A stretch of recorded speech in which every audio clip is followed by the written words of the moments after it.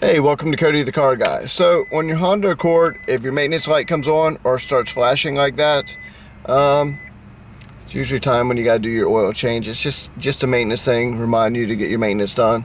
So what you want to do is you want to come over here and just simply hold this button in right here, and then you want to turn the key on.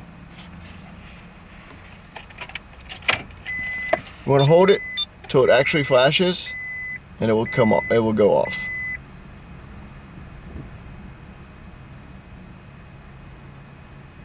All right, after that, you're done. It's just that simple.